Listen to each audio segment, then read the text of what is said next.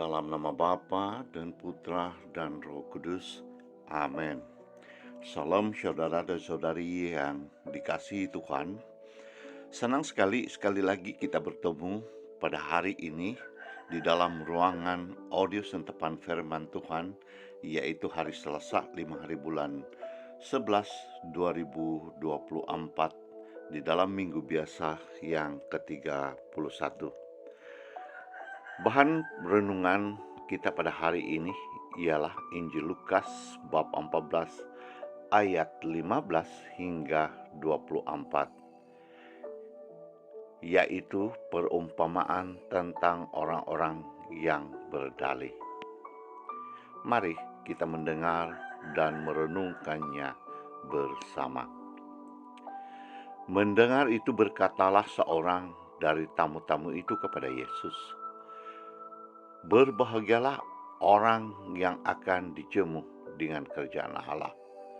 Tetapi Yesus berkata kepadanya, "Ada seorang mengadakan perjamuan besar dan ia mengundang banyak orang. Menjelang perjamuan itu dimulai, ia menyuruh hambanya mengatakan kepada para undangan, 'Mari, sebab segala sesuatu sudah siap.' Tetapi mereka bersama-sama meminta maaf. Yang pertama berkata kepadanya, 'Aku telah membeli ladang dan aku harus pergi melihatnya. Aku minta dimaafkan.' Yang lain berkata, 'Aku telah membeli 5 pasang lembu kembiri dan aku harus pergi mencobanya. Aku minta dimaafkan.' Yang lain lagi berkata, 'Aku baru kawin dan karena itu aku tidak dapat datang.' Maka kembalilah hamba itu dan menyampaikan semuanya itu kepadanya. Lalu murkahlah tuan rumah itu dan berkata kepada hambanya, 'Pergilah dengan segera ke segala jalan dan lorong kota, dan bawalah kemari orang-orang miskin dan orang-orang cacat dan orang-orang buta dan orang-orang lumpuh.' Kemudian hamba itu melaporkan tuan, 'Apa yang tuan perintahkan itu sudah dilaksanakan, tetapi sekalipun demikian masih ada tempat.' Lalu kata tuan itu kepada hambanya, 'Pergilah ke sebuah jalan dan lintasan dan paksalah orang-orang yang ada di situ masuk, karena rumahku harus penuh. Sebab aku berkata kepadamu, tidak ada seorang pun dari orang-orang yang telah diundang itu akan menikmati jamuanku.' Injil Tuhan. Terpujilah Kristus. Saudara dan saudari yang dikasihi Tuhan, hari ini kita mendengar pembacaan, yaitu perumpamaan tentang orang yang berdalih ini, dan mengisahkan ataupun Tuhan Yesus memberikan perumpamaan tentang perjamuan. 2 hari yang lalu saya menghadiri satu perjamuan ataupun santai bersama kesyukuran pentabisan yang ke-33 tahun oleh Reverend Father Boni, dan di dalam perayaan itu biarpun santai dan sederhana tetapi amat menggembirakan, apalagi dihadiri oleh uh, seorang padri yang sudah lama tidak bersama-sama, apalagi bercerita dan bergembira bersama, yaitu Reverend Father Lazarus Uhin.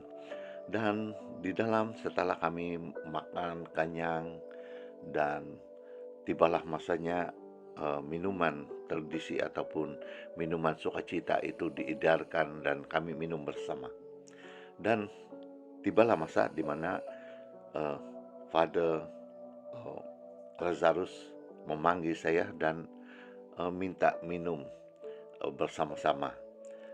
Dimulai dengan saya dan kemudian Father, dan seterusnya diberikan kepada Reverend Father Boni.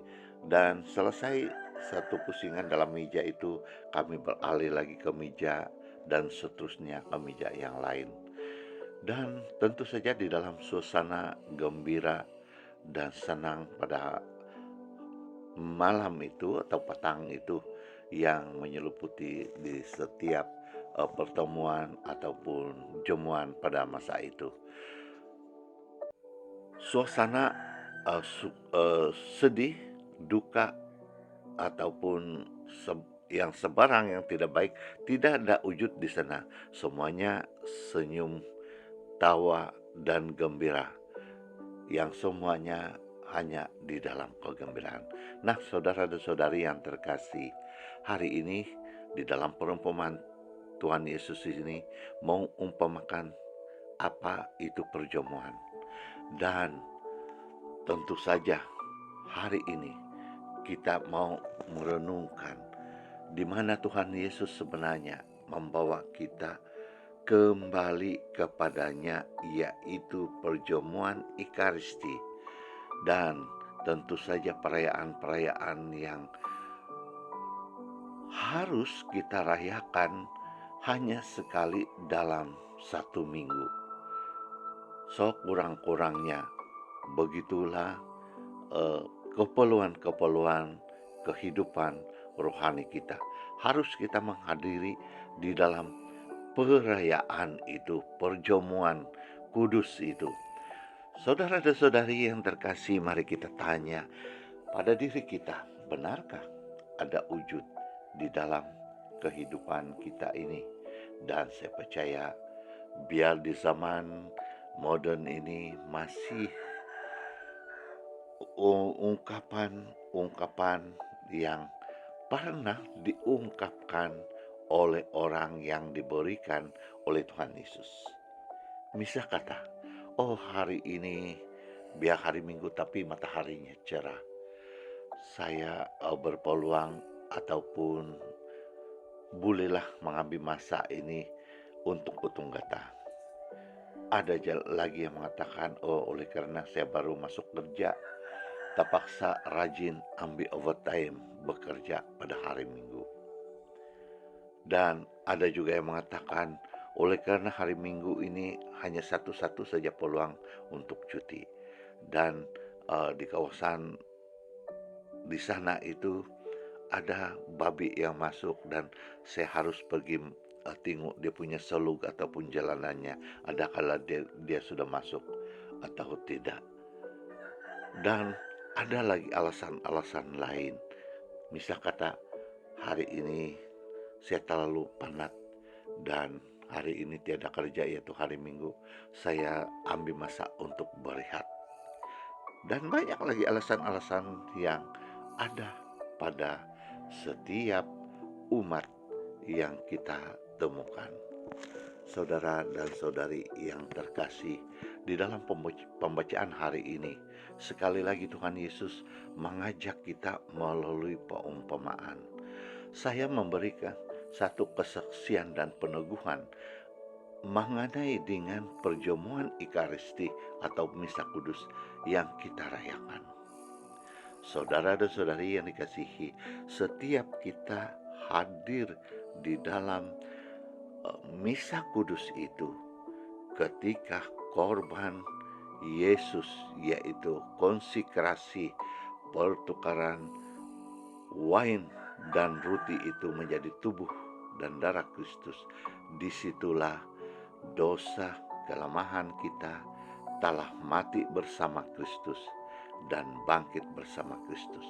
Dan setelah kita menerima tubuh dan darah Kristus itu, maka perjanjian baru telah diwujudkan.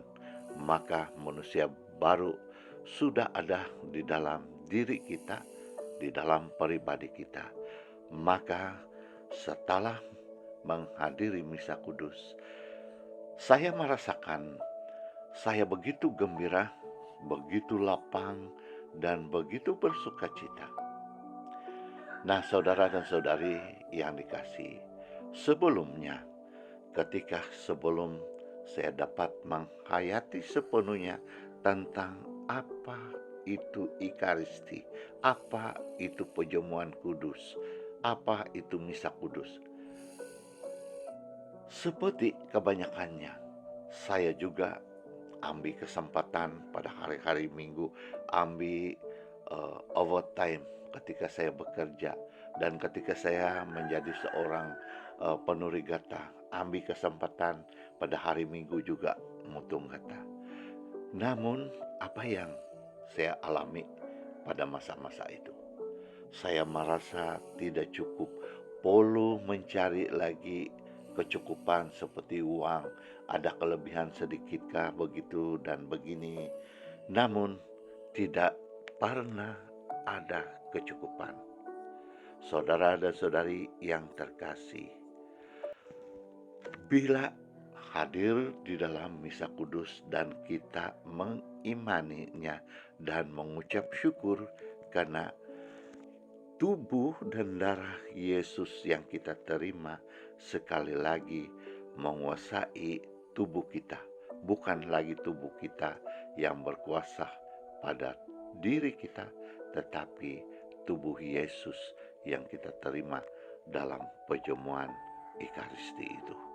Maka dengan segala apa yang kita alami, maka ucapan syukur dan terima kasih itu terwujud di dalam pribadi dan iman kepercayaan, maka itu relasi kita dengan Tuhan semakin dekat. Maka dengan itu segala yang kita terima, kita merasa begitu mencukupi, Tuhan mencukupi kita. Dan percayalah, setiap orang yang percaya kepada Tuhan tidak akan berkekurangan. Tuhan memberkati kita sekalian.